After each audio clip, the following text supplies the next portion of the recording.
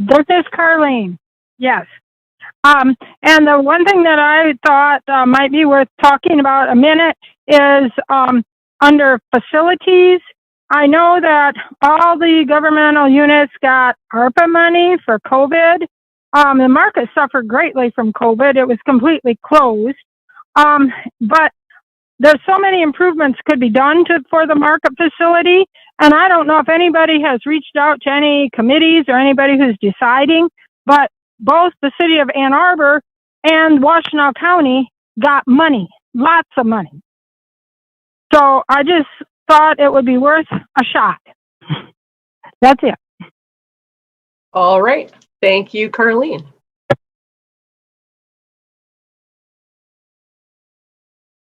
Are there other comments or commenters out there? That was the only person, excuse me, that I was seeing in the attendee box. I also received a letter that was requested for me to read from Debbie Marks. So she asked if I could read this for this meeting. So I'll do that for her. Her letter begins with, "My name is Debbie Marks. I've been a vendor at the farmers market for 30 years. I set up on Saturdays and Wednesdays. I set up all through the winter. I'm so glad to see PMAC moving forward with the market heating project. It is so important and has been in the works for years. Heat running down the middle of the aisles will make our customers more comfortable, and they are our market's priority. I'm pleased to hear that PMAC's bylaws are being revisited. This is important so this committee can operate and move forward with important market issues, especially when communications is a challenge. We need in-person PMAC meetings. Vendors and customers are not informed about meeting agendas or times and sites. People have trouble watching and participating. Canceling meetings is negligent.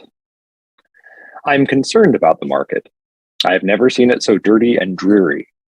I know we are coming out of COVID, but we are coming out of COVID, and we are outside. The market needs a good washing. No excuses. It's never gone this long.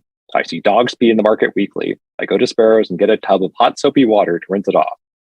The dirty tape arrows are still on the walkways, confusing people. The bathrooms need to be open to customers. The office can stay closed and the windows work fine. Our heaters were out only half the time this winter.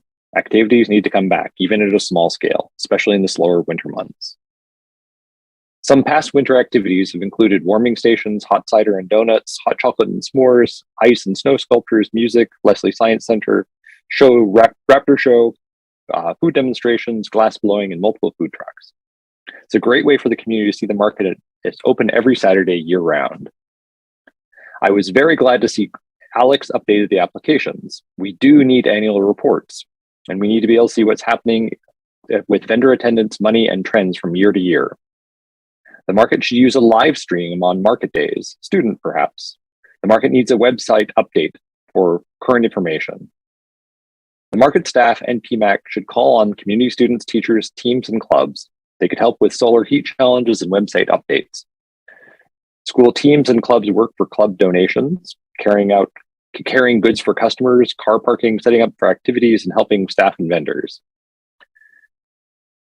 When Jessica Black was manager, her students received school credit for their work. And there are always activities and music. The farmers market was one of the top 10 destination markets. I hope we all can work together to make this beloved historic market clean, safe, and beautiful year-round. About the survey. A vendor who pays for parking behind a stall should be in charge of those stalls. If they want to give up any, that would be an exception. The early walkout is good but needs work. Showing up early in the morning and finding someone else in your stall is a problem. The temporary rule change is okay. No permanent rules changes until we have in-person meetings. Thank you, Debbie Marks.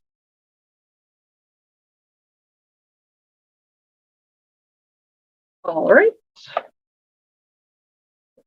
Send that to all of us, Peter. There's a lot of issues that she listed on there, and so just want to see it all at once if possible. Sounds good. So I'll email this out to the whole PMAC and actually add it into the notes for the things for this meeting, just to kind of get it in the record. That seems a good way to do it. Okay. Coming back to commentary. Okay, so now item E, approval of minutes of previous meetings. So you should have received 2 of them. So one from last time and another one from a previous November or something like that. Any changes, additions, modifications? Seeing none, is there a motion to approve? Motion to approve. Is there a second? Second. All in favor, say aye or raise your hand. Like we're unanimous. All right. So moving forward on to item G, regular business items.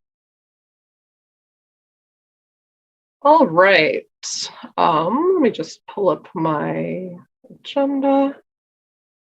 Yeah, so the first one is just, of course, officer elections, because we didn't have time because of snow-related absences or just delays last time to announce it. So I just wanted to publicly announce what I've already announced to you all, is that Lisa Young has been elected the new commission president, and Stephanie Willett has been elected the new commission vice president. So congratulations to the new folks, and thank you very much for Peter and Holly for your outgoing service. And that is all that I have for that item. Excellent. So then moving on to general market updates. Yes. So there were a lot of things in that commentary about facility. So I think, that's a perfect segue into what we've been talking about. A few things. One, we have had just a set of brand new doors installed on the market office building. The back doors had really bad wood rot, and Park Ops has created brand new doors for us. We're really excited. They have been installed. They look great. They look very similar to the last ones. You might not notice, but they are a lot more sturdy, and they should last a very, very long time. And with that said, Park Ops has been doing a lot more stuff. In terms of the tape on the ground and the washing and all that, that's something that we've had to wait for the spring to do. They have started doing that. They took a bunch of the tape up in the last couple of weeks. I don't know. I don't think that vendor who sent the letter had been at market recently, so they might not have seen those specific items. But that has been addressed. And then, of course, we have pre-scheduled a washing of the market that's on Park Ops' list. So that's in the pipeline. We're just waiting for, official spring to be here, but they're helping with a lot of that stuff. And now as well, I guess this sort of dovetails into the COVID one, but now that the city no longer requires masks indoors, we will be opening up the restrooms to the public. We figured that's perfect timing. That takes away a lot of the stress that staff would have had to deal with as well. And also case rates are looking really good right now. So I think, it was good that we waited until we were able to feel safe, and it all sort of came together. So, those are all things that have already been addressed and are moving forward. And also to, we are going to have a little bit of a struggle. I think you all saw that article I sent about the new development happening. We are not sure still what the timeline is. I have seen the blueprints that the architect shared with me. I do know that we will be temporarily losing 8 parking spots along Detroit Street for the duration of that development. We will be getting them back afterwards, but that will cause somewhat of a headache, especially for people whose stalls are on that side. Because, a lot of our vendors rely on those angling parking spaces to unload and reload product. But those angling parking spaces are going to be replaced by parallel parking spaces temporarily, which again, not the best for a box truck to get in. We are hopeful that because market starts so early, that the job site won't be open yet. So we'll be able to sort of figure it out. But, we're still kind of waiting to hear more details back from the developer, from the Downtown Development Association. Everyone else is involved in that project. So giving you just a heads up on that. I know there was a lot of questions last Saturday because DTE was planning on starting to do some work that they did this week. but a lot of people were worrying, that they were already starting the groundbreaking, and that was separate. That was just a electrical thing they did this week, which is completed or should be completed by tomorrow if it wasn't done yet today.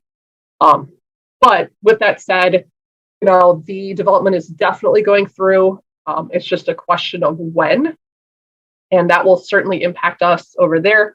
With that said, they did say that they weren't worried about it impacting the potential for solar panels being on that part of the facility. I know that's something that Park Ops and the landscape architect specifically asked them and specifically spoke about. I know that was something that was a concern. And I know also in general, people are somewhat concerned that, a 5-story building would go in and block the light and block sunlight to that side of the market as well. So these are all things, we're rolling with it as we can. But that's sort of, impactful in our facility in some ways, although it's not, specific to our facility. This is, right outside.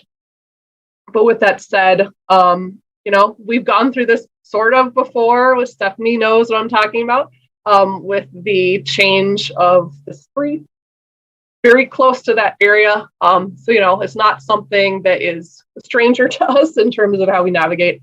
But, it's going to be interesting to see how that might impact, because again, of course, they'll be closing the sidewalk across from us on Detroit Street. So not on the actual sidewalk side of the market itself, but directly across the street, that sidewalk will be closed. There's also additional construction going on Catherine Street right there because they're expanding the protected bike lanes. So again, we're hoping that it doesn't really impact foot traffic, but, it will impact slightly, access for cars parking in that area. The parking spaces on Detroit Street that we will be losing temporarily, are they going to be permanently turned into the parallel parking spaces? No, it's just for the duration of the construction. It's because the construction fence is going to be so far out into Detroit Street that they can't keep them that way and then also have the street still open safely. Okay. So it's just a temporary, because the job site entrance is going to be basically right where that teal building is, right across the street from the market. So you're saying then for vendors, even in the morning before anyone is there, they won't be able to back up because that fence will be in the way? I'm not sure. I'm hoping if maybe there's a way that we could close the road or the load in so that they wouldn't be blocking anyone. But that's the thing is there's still going to be the road open. So, potentially if there was no one driving past, you would have enough radius to turn. But it would just be we might have to think about having a, 5 p.m. to 7, just closing that side of Detroit Street. So it's just safe for everyone. But again, I'm still waiting for more information before we can talk about that. Okay. Yeah, I think maybe something like that would, if we can do that, would be smart. You wouldn't even have to do it till 7 a.m., I don't think, but yeah. I'm just thinking maybe 5 to 6 a.m. There's hardly any cars anyways, sure. To give vendors a chance to back in, I think could be really helpful. That seems like one of the biggest concerns to me, especially if they're not closing the street ever, it sounds like. That's good. Yeah. Yep, that's definitely, and these are concerns I've shared with the architect who is going to share it with the developer and the DDA. So, we have made our impact known. I've told them exactly who's going to be impacted, that it's some of our vendors with the most heavy and highest volume of product in that area. So they've been told all of this stuff, and hopefully we can come up with something that works for everybody. Following up on that, is there any way to negotiate for those vendors who couldn't park there? I don't actually know if they permanently park there, but okay. I was just thinking also, if they're inconvenienced, is there any way to negotiate a few spaces for vendors in the community parking lot, since it's right nearby? And all I'm saying is it's worth asking because the market's being inconvenienced. I'm just not sure that lot is open either. To the public any longer. So yes, many questions could be inquired about that particular question. Yep. Sorry. Yeah, go ahead. that parking lot's not going to be open to the public? It hasn't been this whole time for the duration of their construction. There's a lot of signs that say don't park here, you'll be towed. And again, I don't know if that's just because construction is happening. It's, hard hat zone. I'm not sure, but we definitely, I will try to figure out who to talk to get more info about that.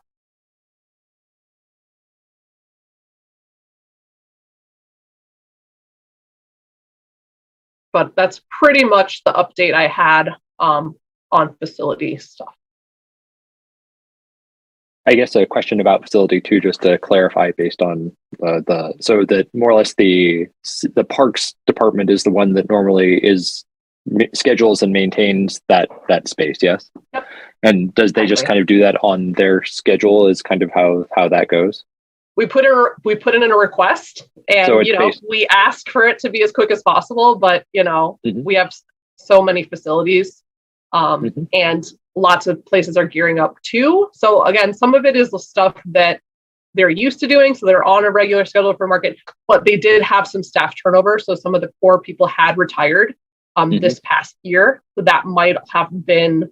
Also, there might have been, I think there was one person that was like personally leaf blowing the market on an occasional basis, and they're no longer employed because they're retired. So I think that's another facet of it. But again, they've been pretty on it in terms of us asking them to do stuff. It might take like a month, but it's still happening in a timely fashion. And, I want to push back a little bit on that letter. And I think, some of those things were slightly hyperbole, and, are things that have been addressed and are being addressed actively. I know that during the pandemic itself, it was a little bit, during lockdown, it was very frustrating for some folks because of the slow pace of change, but that's because all the facilities were closed and everyone was working remotely, whereas that's no longer the case. And we've had a lot of good relationships and a lot of great conversations about what needs to be done for the facility, the maintenance. So that's all moving ahead. Stephanie, quick follow-up question for facility as well. Did you hear anything yet back about wireless? It's supposedly fixed. They said that there was something wrong with the modem was not reloading. So according to them, it's fixed. But, I did hear some folks have been having a little bit of difficulty recently. So we do need to circle back. But they did come out to look at it, and they did say, it should be much stronger. It should be ready to work. So, yes. And I was happy to hear that the bathrooms are opening up again. That seems a good thing. That I've heard a lot of grumbling about that. So that's nice to have that change. I'm wondering too if have you heard anything about re-impersonating this meeting? I know the last it was all of 2022 was all virtual. Is that still what yes. you're hearing? And that's a decision that the city made. That's not something that we had input in.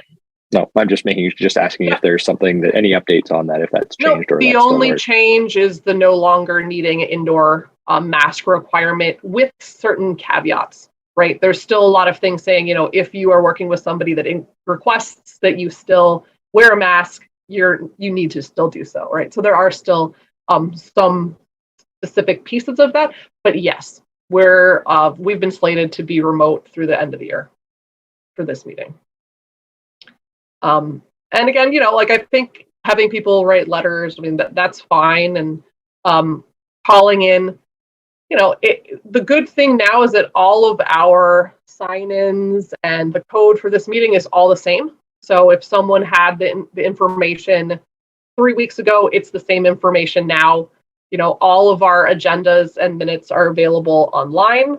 We're always the third Wednesday of the month. So I feel like, if people would like to participate more, there's opportunities to do so that might not be, what's the word I'm looking for, being taken advantage yet. But yeah, I understand the frustration, but unfortunately, there's nothing that we can do about that.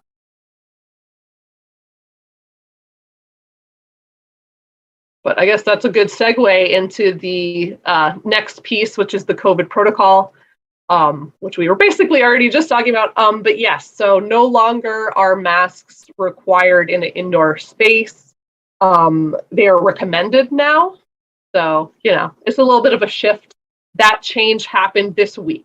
So we have not had a chance yet to change over our signage. That will be happening in the coming days. So, it might take a second for us to get the correct signs up, but, that's something coming down the pike. It went into effect on Monday, on the 14th. And then with that said, we're still planning on keeping the market office window set up. That we enjoy that. It also helps us feel safe in our own space. And with that said, I'm sure there's going to be people that are coming into the restroom confused, thinking that they could just waltz right in, and that's going to be a little bit of a growing pain, but I'm sure that's going to be not a problem at all.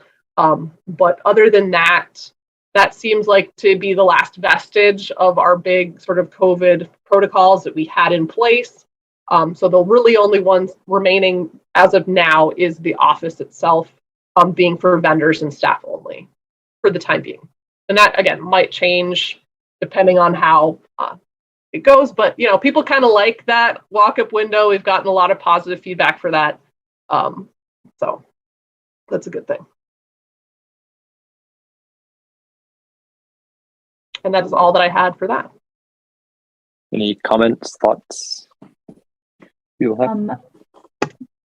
Quick comment. Did you have any thoughts or response on Carlene's question about more money, the city having some more money for facilities and that kind of thing? Okay. I'm not part of those conversations. That's something that's happening much higher up than me. And I know that, there's some much, much, much larger projects that we're needing funding. And I think that's what they're focusing on so that they could free up budgetary needs in other spaces. But yeah, I do not know any details. I do not think they've made, final decisions.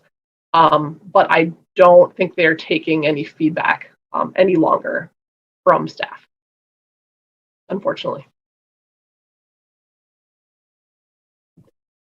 There was some information, unfortunately, it closed a while ago, about there could be public comment on how the money was being spent. I know City Parks got some money, but it's for one of the other parks. But I think Carlene's comment is good, and maybe if there's more conversations along the line, especially with what's happening within parks, just reminding them how important the farmers market is for the vital Ann Arbor economy and the local food system would be a great things to add in there. For sure. And maybe in that same vein, that might be something that we as a committee kind of start working on too, in some ways, trying to get, that we've had a lot of mistarts with the winterization thing, but just kind of like it's like shovel ready kind of things as to here's our concrete to-do list. If a windfall comes or if funding opportunities arise, then we have a small, medium, and large ask. And this is what they are, and they're well thought out, and we can execute them if we just have the funds. I think that would be something really useful to have in our back pocket, and we kind of do, but it's far from shovel ready. And so if we could keep it as shovel ready as possible, I think that we'd have a better chance of actually getting it happen.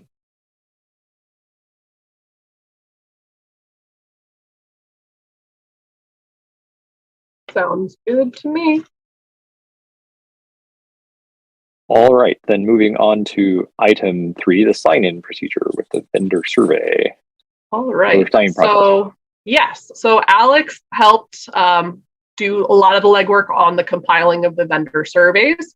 Alex, are you able to share your screen? Do you want to share it with folks, or would you like me to do it as you give an update? I can share my screen. Okay. Cool. Oh, never mind. I think you're going to have to share your screen. Okay. No worries. I got it queued up. I'm ready. Well, I'll share my screen, and then how about you let them know what they're looking at? Sure.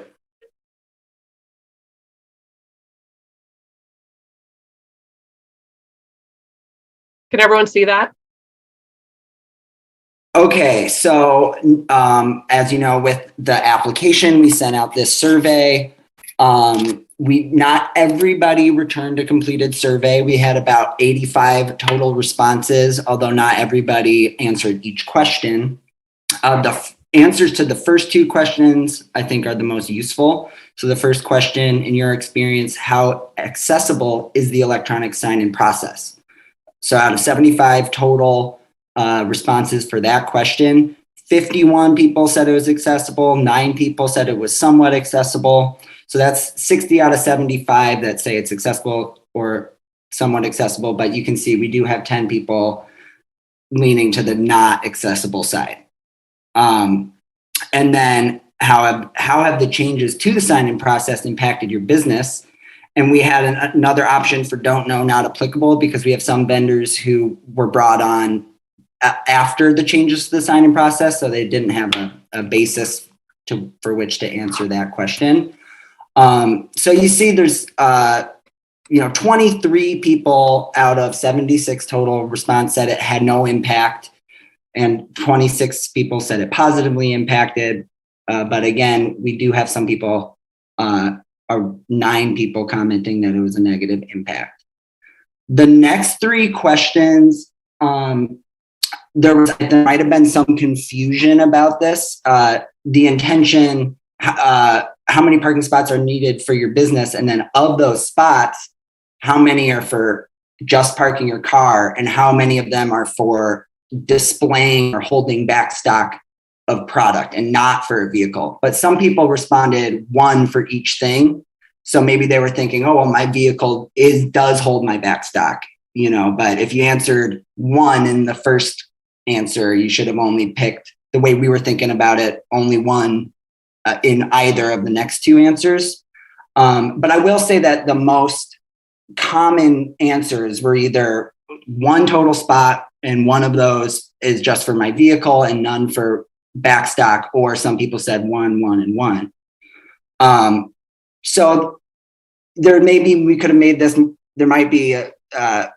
we could have made this more clear in the wording, because there might have been some confusion, but I think that the answer to this first question is still useful. Again, only 83 responses, but out of those 83 people, if everybody got every spot they requested, that's 101 spots, which, if I'm not mistaken, is more already than we have available, which of course complicates that. You get the parking spot behind your stall a bit, especially because, we know that not every stall has a parking spot behind it.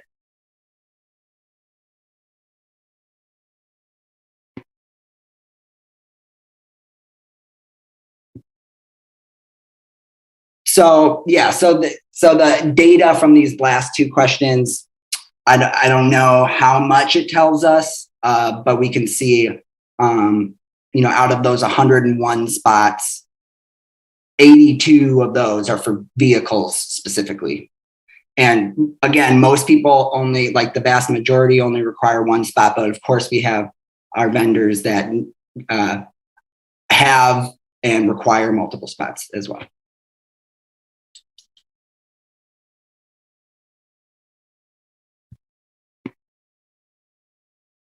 So I don't know if anyone has any questions about that.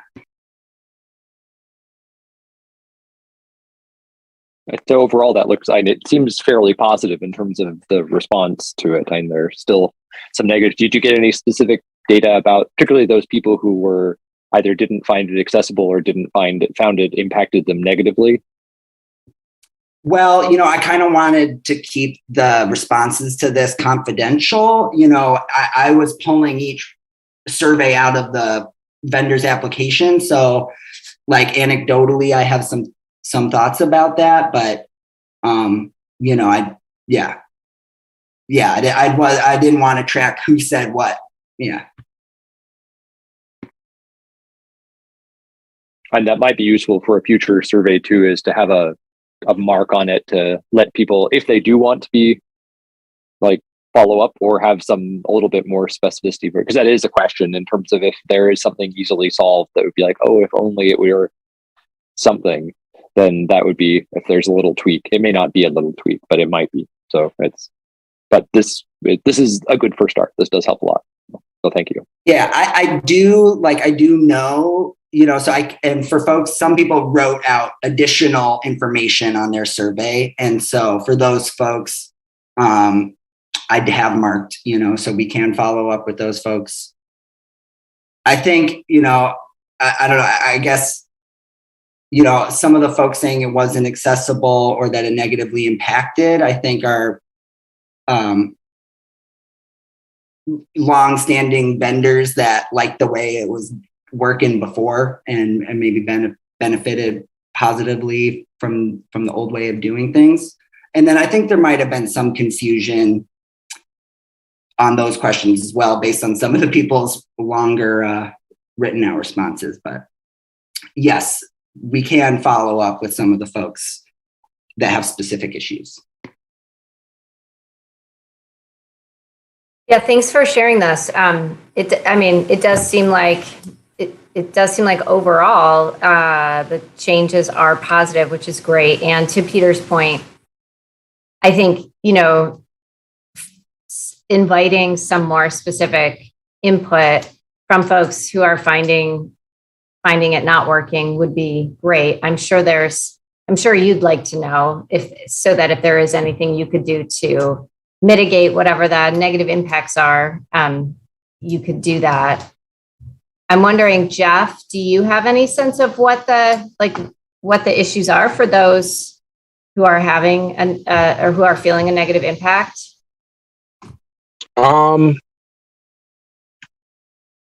Not anything really other than, just make sure that everything's 100%, transparent. Everyone's concerned about, making sure that they get the stall that everything's going by seniority, which I'm sure it is, but they just want to be part of actually picking their stall. And that's what I'm hearing. That's one of the biggest things I'm hearing about it, is that people say that they like being able to pick their spot. And I don't really know what the answer is to that. I don't know if it's that they physically liked walking through the market and picking their spot, or I'm not sure 100%, but those have been the concerns that have been mentioned to me.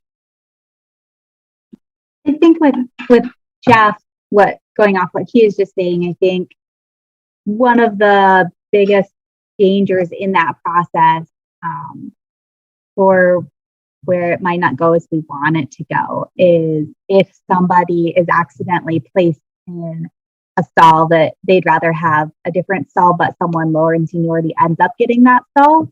And I think it's worth thinking about, either how do we work harder to avoid that happening, or if it does happen, what are our procedures for correcting it? Do we correct it that morning, the day of? Is it something that we don't feel like we can correct it day of, but we make sure that the next week it happens? And I think it's tricky because you may not always have the manager, who's the one that needs to know this because you're assigning the stalls, may not always hear about it. So how do we make sure that is more fluid and follows through? And I'm not really sure how to do that. And I think Stephanie's been doing a great job making sure everyone is kind of placed where they want to be. But I think that there is a danger of that part getting a little mixed up. Anyways, that's where I would be most concerned. Again, I'm not saying that it's been happening a ton, but it could, or is it happening and how do we avoid it? I think it's important. Is there any way? I'm not a computer guy by any means. I'm the furthest thing from it, trust me. But is there any way for there to be some kind of, since the goal here is to have online sign-in in ahead of time so that people know where they're going to set up. That's what we're trying to achieve here. So is there any way, and it would actually make less work for Stephanie and make less work in the office, is there any way to have a software program, maybe the University of Michigan, maybe there'd be some students who would be volunteer to help put it together, where you had to get on by, it'd go by seniority, and then it would show you which stalls are available. And then you could pick your stall. And then I really don't know what the right answer is. I'm just throwing that out there. I don't know if that's something that would be achievable or doable. or it might just not even be doable. But that would put everyone to rest about, saying they're not getting the spot they wanted. It's kind of like what you're like reminds me of like picking your spot in the movie theater or a Ticketmaster or something like that. So I think, yeah, I don't know. There might be, but I think Jeff, you brought up a good point too, that it's like people can't see it. So, and there is like on the sign in, there's a spot for the stalls that you request. And, Stephanie's going through the seniority and everything and getting everybody. So, but like you said, maybe not everybody can see that. So they have those concerns, even if it's like the same order is being followed. Yeah, don't take what I'm saying the wrong way at all. This sounds like a real pain to try to juggle all this and figure out who goes where. If someone's got 3 spots that they have picked out, they said, well, I'd like to be here, but if I can't be here, then I want to be there. If I can't be there, then I want to be there. Well, then let's say they get their third option. They come to market on Saturday, and then someone else wasn't there. And let's say Scott didn't show up. Well, I would have liked to have that spot, whereas with the old process, none of that was an issue because it wasn't done till that morning. And then it was like, okay, this spot's here, so it's kind of, there's a good way to do it. Trust me, there's got to be a good way to do it. It needs a little streamlining is all, I'm sure, and it'd be fine. But those are just my thoughts, and that's what I'm hearing people complain about. We already set up. I also, sorry, Jeff, to jump in. I also was thinking along those lines. I know there's a place when you do the electronic sign-in to write down your preferences in order. Like, this is my top, this is my second, this is my third, and I can't remember if it's by stall number or by section. I usually think about the market in sections. So like I'd like the main aisle, and then after that I'd like the long aisle, and then after that the middle. But also I don't always, I should, but I'm probably not the only one. I don't always look at the electronic sign-in process. I sometimes am just like, hey, I'm going to be there, and I don't think about it or look at it every week. So it could be something you do on with the application once a year, so it's kind of fresh in your mind, or everybody has to think about it once a year, like, these are my preferences this year, and then marking out your 1, 2, 3, because that's like a place where everyone is getting that application into you, so you'll know you'll get a response at least. I don't know, an idea. Becomes complicated because there's certain people, even the most senior vendors, who are like, I want to be one spot in the winter, I want to be a different spot in the spring, I want to be a third spot in the summer. So I think it's also like having to work with the person. And yes, there's been some moments of confusion where we've had somebody that didn't tell us they were coming, showed up, and then we weren't really sure, like, because we haven't finalized these rules yet, what happens then. And I think that's maybe the situation that some people that might not have been as happy with it we're talking about, or like maybe we're confused on it. But, when you go to the Google Drive itself, like, you can see every single person's preference. So any vendor can see what anyone else said. So you can also kind of see directly in there that we're doing it, obviously, by seniority. But it's also like certain vendors have different needs, right? There's certain vendors that need parking, others don't.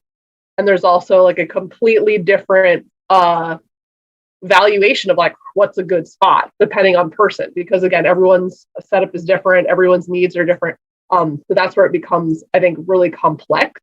And I think, yeah, maybe people enjoyed selecting it, but it really does seem to me, and I think the survey bolsters this idea, that the vast majority of people prefer the new way.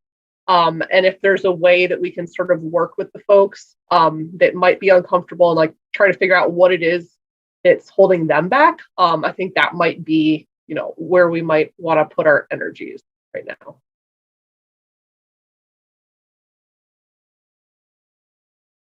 But, in the summertime, it takes me a long time to do the map.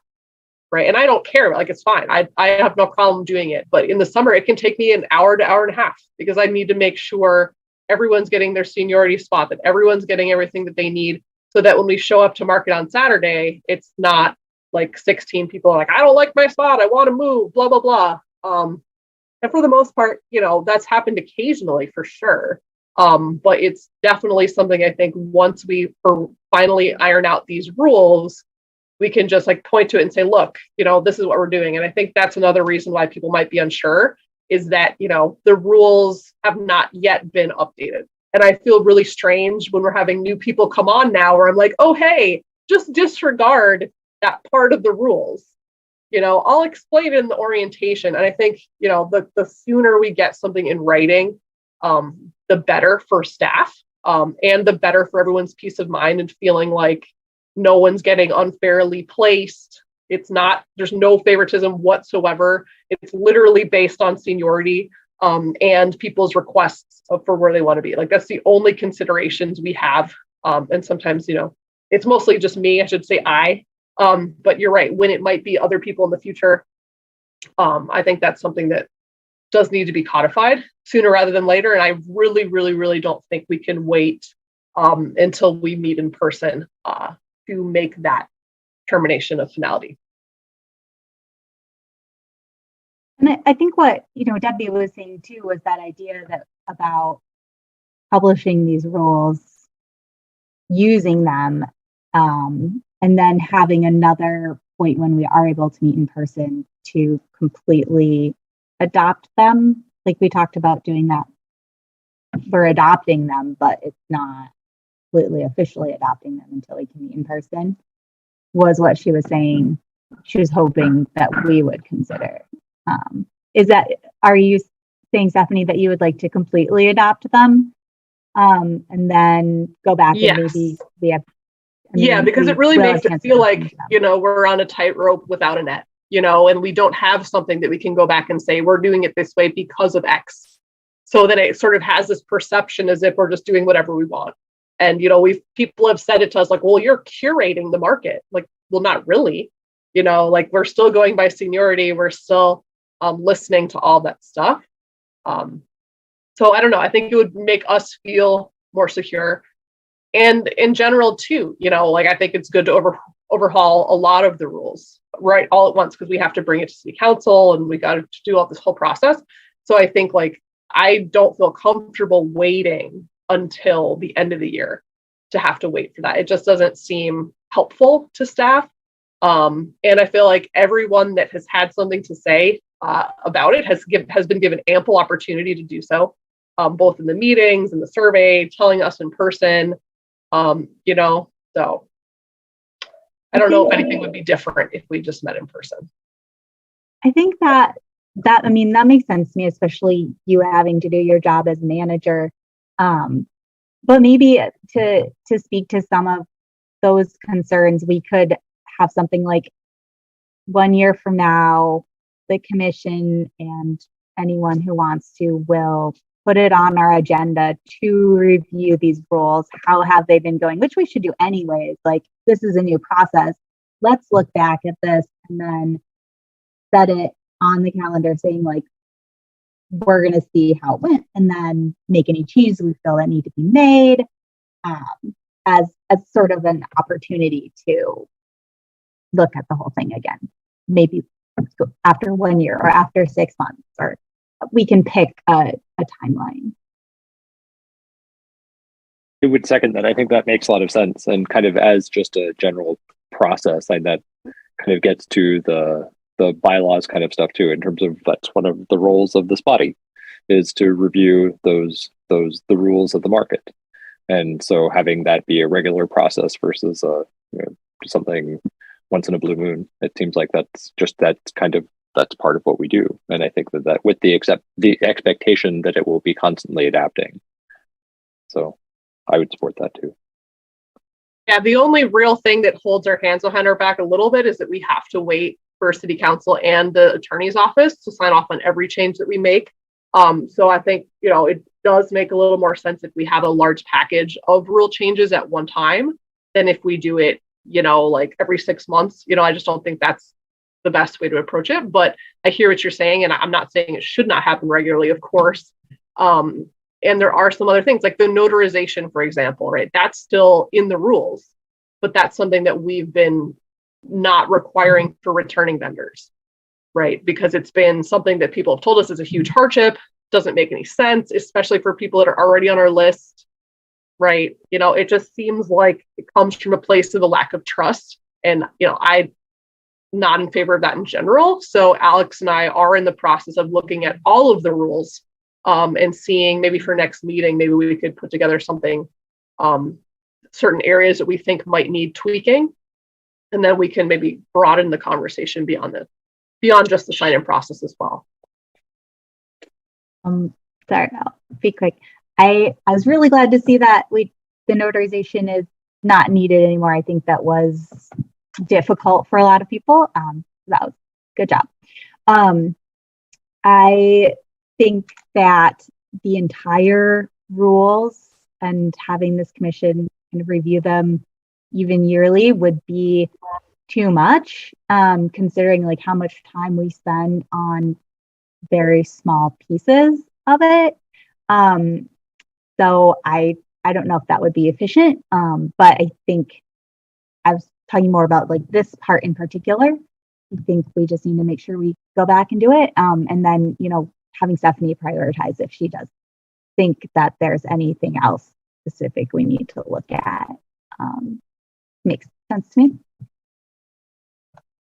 So I have a question because maybe I missed something, but as far as changing the sign-in process, all the rules at the market are very complex. They're very detailed. So I guess what I'm getting at is what are all the new rules laid out? Like what happens if online on the digital map, a certain person has a stall and then they get there and that person showed up that day, even though they weren't supposed to. They said they weren't going to, or there was some miscommunication. Now that person's displaced. How does that work? Does that bump everyone down the seniority line out of their spot? So they get to, that's just something that I was just thinking about. Is there like some detailed rules that go along with this rule change? Well, I did send a bunch of drafts for this a while back. I can maybe resend them, but yeah, I think that was something that was definitely something we were trying to iron out and figure out what the best way to go forward was. And I don't think we came to a definitive answer. I think we were kind of waiting to have this process of getting feedback from vendors before we went there. But yeah, that's 100% something we'll all be working on collaboratively once Alex and I have a chance to, take what we found from the survey, update the drafts, and then resubmit them to you all for next meeting.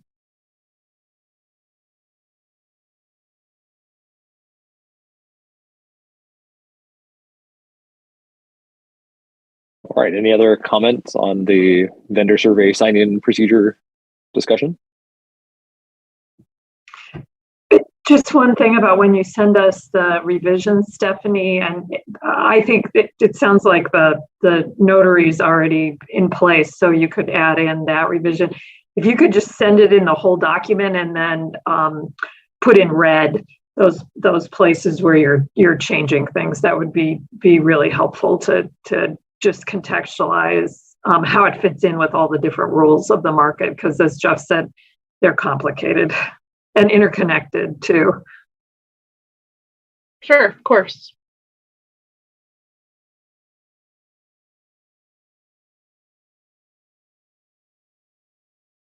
All right. Any other comments?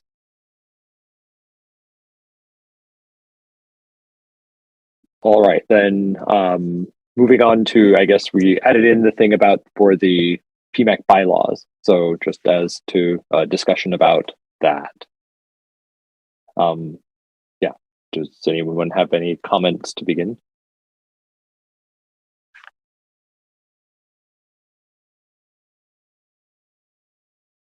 I did have one as I was looking at them that kind of stood out, and that was the part that said, where was it? Something about the commission being a for 1 year in Ann Arbor, you have to be a voter, a registered electors in the city of Ann Arbor for at least 1 year immediately preceding the time of appointment. I wasn't aware of that, and I don't know if we've been enforcing that. Well, you got an exception. So you notice how it says unless you're given the exception. And I think for us, that's not just a specific to PMAC thing. That's all commissions from the city. And there's always the opportunity to get an exception. And for us, since vendors probably aren't going to be living in the city of Ann Arbor, yeah, that's something that's sort of already taken care of. And I know, like, when I was on the Greenbelt Commission, you know, I lived in the township, so I was in the city, and there was an override there too. So that's something that's really, really normal and happens all the time, and is not an issue as far as I've seen. I guess I might suggest too for all of us, just to maybe for going through the whole thing and just to familiarize ourselves with it, to make sure we've kind of read it through. I to be honest, I hadn't really, I've been on this commission for a long time, and I've actually not looked through these that I took all. So which is not good. So it seems good to actually have some clarity on this. And I guess it was, at least it was revised in 2013. So we're approaching our 10-year resolution. Not that we need to revise, not that we need to change it, but at least we should know what's in there. And also we should ask the question as to whether there are things that we see, again, like the voting requirement may be a requirement from the city that we do change or clarify. There are other things too. It's like I saw there's Article 7. We're supposed to file an annual disclosure of potential conflicts of interest. I have never seen any request even for that. So there are parts that are not enforced, or that there are parts that either we should follow through. And I think trying to just enumerate through those and rationalize it, just like with the market rules too, in terms of there are certain things that might be in the rules that nobody does, that maybe either we should, or maybe we should get them out of the rules. But just to make sure that we're clear on that, and we're abiding by what we're clear about our intentions, and what the organization, this body is here to do, and how we carry that out. So I think that's just one thing too. I remember from seeing it too, is like there's a whole section on there on subcommittees, and we haven't really had any subcommittees. And that might be useful actually in terms of a way to move forward with some of these, because there have been certain tasks that have kind of, it goes out and hopefully someone will handle it, and it kind of doesn't get handled. And I've been on this commission the longest, and I'm subject to that more than anyone, probably, in terms of, so I'm guilty of that. So I'm trying to figure out if there's a way that maybe we can actually use this infrastructure here to serve us too. And so if we can use that structure in some way to actually do our work better, I think there's a possibility for that. But it first requires understanding it, and second requires understanding how to do it too, how to use it, because this is the only committee I'm on. So I don't know other committees, how they operate, and that I don't know maybe there's a lot more potential of things that we could be contributing, or that we could be providing more support for the market. So I suggest that maybe for the next meeting, if we would have as an agenda item, if we as the committee could go through and make sure we've all read it through and see if there are any things that other than stand out, that are things that we either might want to explore more in, or that we might want to get clarification, or we might want to change.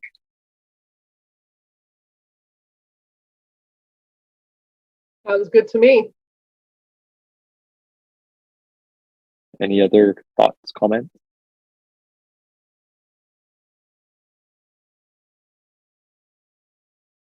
Cool.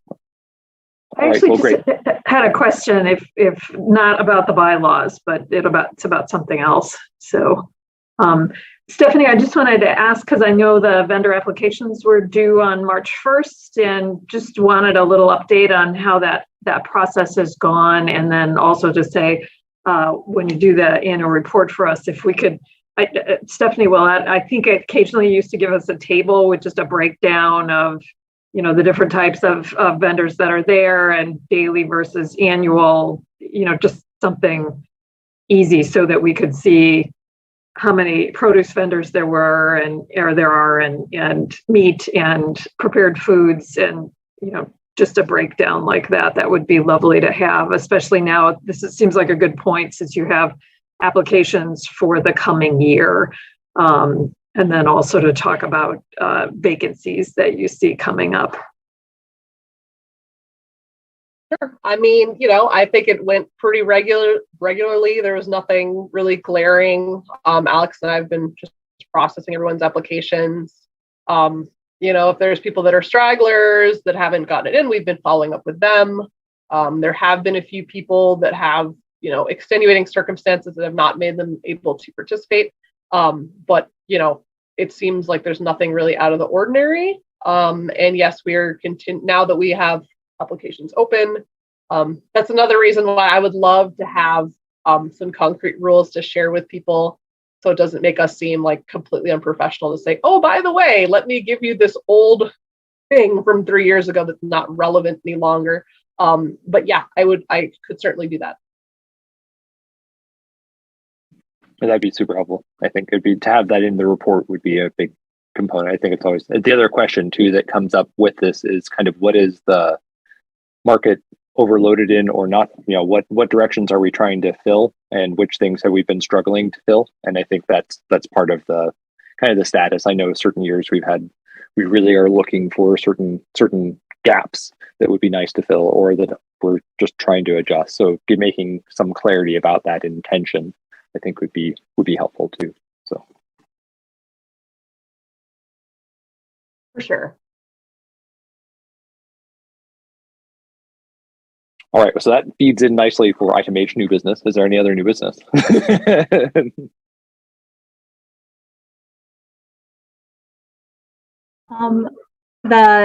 Just a quick question on, you mentioned you were going to be scheduling a few more activities and events and stuff this year. Do you have a spring calendar or idea of what might be in the works? Yeah, so Flower Day is back. That's going to be May 29th. And this is something that Alex and I have been working on this week, actually. We had a meeting with Main Street Association, State Street Association, and all the associations about how we could partner together, not just for Flower Day, but, moving forward, how we can get people to walk to all different parts of the city. They pretty much were like, tell us what you need to have us support you. So that was really great. And we are also planning on bringing back 4 food truck rallies. We're thinking doing it July, August, September, October. We are planning on probably moving it to the 3rd Wednesday of the month, just because, July 4th and Labor Day always makes it a little weird for the 1st Wednesday of the month. And also, easing back into it. We didn't want to bite off more that we could chew. So we thought, focusing on the prime high season of the market also would make a lot of sense. But other than that, that's as far as we have gotten with our events calendar as of yet. One thing that I really liked was the CSA day that we did. They didn't take a ton of prep or anything, but just had like a day to sign up for CSAs and really get that word out there. And that's like sort of a spring. I forget when we did it in maybe April. That could be one. That would be nice. We were just kind of unsure for that because there's like less CSAs than there had been in the past. But, we already did put all that information out. So city employees have been given all that info like last month. But that's a good idea. We could do a little bit more of a push. But Alex and I definitely did talk about that. And we just weren't sure because there's a lot of folks that did CSAs in the past that weren't doing them anymore. And I think that's sort of just a downward trend across the board because of the pandemic and, the produce boxes and so many other options out there. But yes, we can think about what we could do for that, or that would at least serve that purpose. If I may, as I'm new to this role, but I never worked at the market during when events were happening. So there's information in there on the hard drive, about past events and stuff like that. But it is sometimes like CSA day, like what did that look like exactly? So I invite any suggestions, feedback, and I don't know, Stephanie, Willette, maybe sometime we could chat briefly or something about event ideas. Yeah, definitely.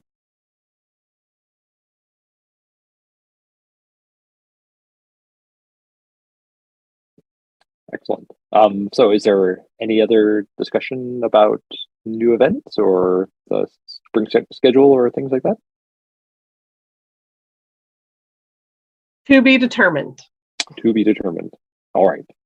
Sounds good. Then moving on to item J, second public commentary.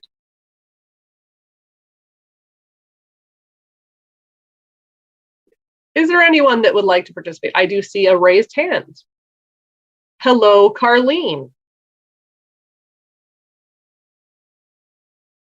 Hello? Yep, we can hear Hello? you. Yep. Okay, this is Carlene again. I took down some notes during the meeting, things that came to my mind, and it seems as though everybody is thinking that one parking stall is all that everybody needs. But I'll tell you what, I also feel like the philosophy of the commission is to help farmers make a living being a farmer. Well, if you're growing produce, if you're growing plants, if you're even having a large bakery, you cannot fit your backstock. You can't put it all on the table. And if you don't have backstock, you're not going to have enough to make a living. So I just want that to be emphasized, that backspace is needed for things besides your vehicle. Then another one was, this is a thought. You said that the sidewalk on the opposite side of Detroit Street from the market will be closed this summer. So I believe that it's going to be very important to make sure that the sidewalk on the market side is completely clear, that no vendors have tents or produce or whatever covering the sidewalk in that location. And then I don't know why the notice of the meeting is not put in all those notes that come out to the vendors, because I believe especially new vendors probably have no idea about these meetings and that there's an opportunity for them to give input. The rule changes. I don't know why we didn't require the notary without changing the rules first. I've been involved in local government since 1978, and I don't disagree that that's something that it would be not harm a thing and would help people to change it, but we don't just go start doing what we want to till we get it officially changed. And as far as the setup, there's still some dissatisfied people. We've given some input. Nothing has changed according to what the market master wants. And I think that you need to set up a process that involves an opportunity for public input, a public hearing, perhaps, because that little survey was really vague. So people couldn't say exactly what they wanted to. So that's it. Thank you. Thanks, Caroline. And just to clarify, I don't think anyone was saying, people should only have one spot. That was just what people said that they needed. So we're still ironing that part out. And I completely agree about the sidewalk needing to be cleared, especially when it's closed. I've already spoken to some vendors that haven't been observing that recently in the last couple weeks. And then also too, I just want to be clear. It's not about what I want. It's about what's best for the vendors. And that's the most important thing for me. And I think that just needs to be clear. And I know it seems like we're just doing things willy-nilly, but with the notarization, it was a hardship due to the pandemic. People could not get to a notary. So last year, it made very little sense that that was something that we were requiring for people because it's something that they could not literally access. And unfortunately, due to the slowness of the process it takes to change official rules, that's why we made that decision. Again, it was to benefit vendors. It is not to skirt rules. It was because the pandemic handed us a very unique situation that we had to deal with in a way that, did not put an extra additional hurdle for people needlessly. So that's why that was done. but that's also why we're in the process now of officially updating everything.